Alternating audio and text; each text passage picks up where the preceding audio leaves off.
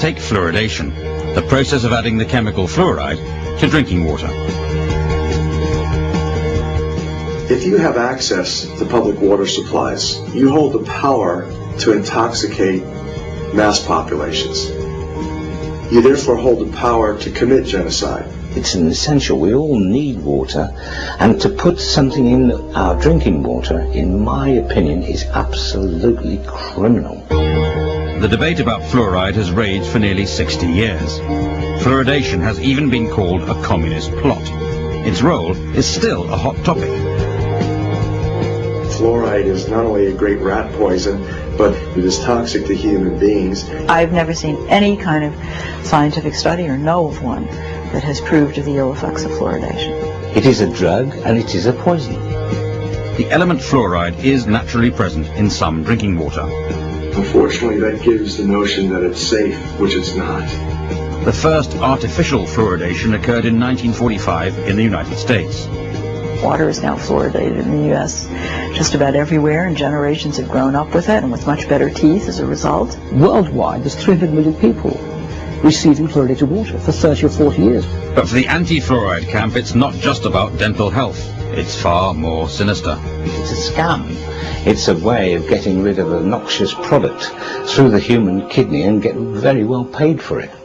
The conspiracy theory is that fluoride is a waste product which is put into water, solving a disposal problem for big business. It's a waste product of the fertilizer industry, it's a waste product of brick making, and it's also a waste product of aluminium smelting. The story goes, industries can sell fluoride to the water companies instead of paying for it to be disposed of. The idea this is an ingenious scheme for dumping waste is another one of these fantasies, I'm afraid. But what about the argument that fluoride improves dental health? There's substantial evidence that this is true, but some dentists argue we're getting too much fluoride. I cannot understand why they should want extra fluoride in water when we know there's an awful lot of fluoride in toothpaste and people are probably getting poisoned by their toothpaste. Perhaps arguments about fluoridation mask deeper fears. We should not be allowing the government to dictate what should be injected into our bodies or placed in our water supplies. If they are prepared to do this, and really unscrupulous government could be prepared to put some other kind of mind-altering drug into the water, why don't we put Prozac into the water and vote for the same government year after year? More than 1,000 scientists and medical professionals from across the world have banded together to warn us that even in its most diluted form, fluoride is still a poison and can harm your health.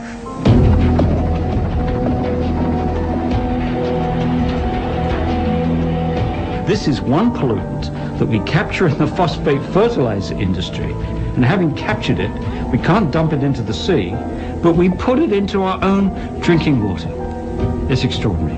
Fluoride in our water supply is a very real and ever-present risk to our population at large. A radical view that's made Adelaide dentist Dr. Andrew Harms a renegade among his colleagues and the professional body he once headed in South Australia. The ADA and other dental professional groups will not speak to anybody from the anti-fluoridation side, but I've been asked to not refer to myself as a past president of the Dental Association of South Australia. In fact, I'm no longer a member of the Dental Association over this issue. Dr. Harms has joined the growing movement of public discontent about adding fluoride, a potent poison in its most concentrated form, to our drinking water. The chemical fluoride itself is dangerous, but also I'm concerned about the arsenic levels and the lead levels as a result of these chemicals being dumped in the water supply. Lead levels? Yes, there's recent evidence from North Carolina University that the fluoridated chemicals, the group of chemicals, the FSAs, leach lead into the water supply, particularly if water's standing in old leaded pipes and around leaded brass fittings. 600 health professionals and scientists, including Dr. Arvid Carlsson, a Nobel laureate of medicine, are calling on Congress to ban the use of fluoride immediately. Among the petitioners, Bob Carton, a former Environmental Protection Agency scientist. He says fluoridating water was a mistake from the beginning. It was a foolish thing to do years ago. They didn't have enough information. They hadn't really been tested.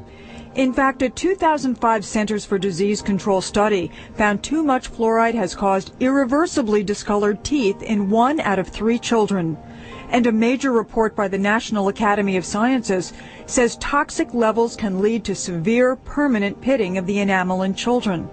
Fluoride can also build up in the bones to cause pain, stiff joints, and skeletal abnormalities when they get older. It's a cumulative poison. It just gradually builds up and it gradually causes harm. But the EPA isn't about to make any quick decisions about the Academy's finding that toxic levels of fluoride must be drastically lowered. We take their recommendations very seriously. We also have a commitment to get additional information and validate it and work with other public health authorities. Last November, concerns over excess fluoride prompted the American Dental Association to warn parents not to mix baby formula with tap water during an infant's first 12 months. For males less than 20 years old, fluoride level in drinking water during growth is associated with an increased risk of osteosarcoma. But according to Cook, Dr. Douglas dismissed any link when he presented this final report to the National Institutes of Environmental Health Sciences. So let's make sure we're clear on this. Fluoride, it is in tea, it's in coffee, it's in water, it's in bread, it's in toothpaste, but it's actually a poison, right? It sure is, and here's the quickest evidence. Go to your bathroom and pick up your toothpaste, and you'll see a warning that if a child swallows more than a pea-sized amount of toothpaste, call poison control. 66% of United States residents' public water is fluoridated. It is known to have tremendous effects on bone cancer, joint problems, bone weakness, lowered estrogen and testosterone levels, and dental fluorosis, which is yellowing of the teeth and pitting in the enamel. Wouldn't it make more sense to enhance public water with vitamins which are meant to be ingested to promote overall health, rather than putting such a toxic chemical in our water with a bogus explanation that it will improve our dental health? We now know that fluoride causes more dental problems than it solves. Something doesn't seem right about this. Do you honestly believe that these companies care deeply enough for the people to spend large amounts of their own money to fluoridate public water when the people already purchase their own toothpaste? But there's a difference between toothpaste and drinking water. We don't ingest toothpaste. If you go to any hardware store and look at any rat poison product, you will only find one ingredient: sodium fluoride. It is the most toxic ionic molecule outside of potassium dichromate. Now Dannon, along with other companies, have begun fluoridating bottled water. It is becoming increasingly difficult to get away from.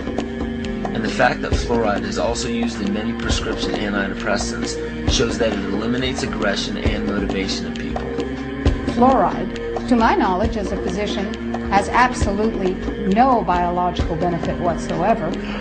But one of the significant things is that the Russians carried out all sorts of experiments on the people living in the Gulag. One of them, of course, was to fluoridate the water. Why? You fluoridate the water, why people are not as aggressive as they ordinarily would be. In fact, what is the active ingredient in Prozac that is so widely distributed in America today?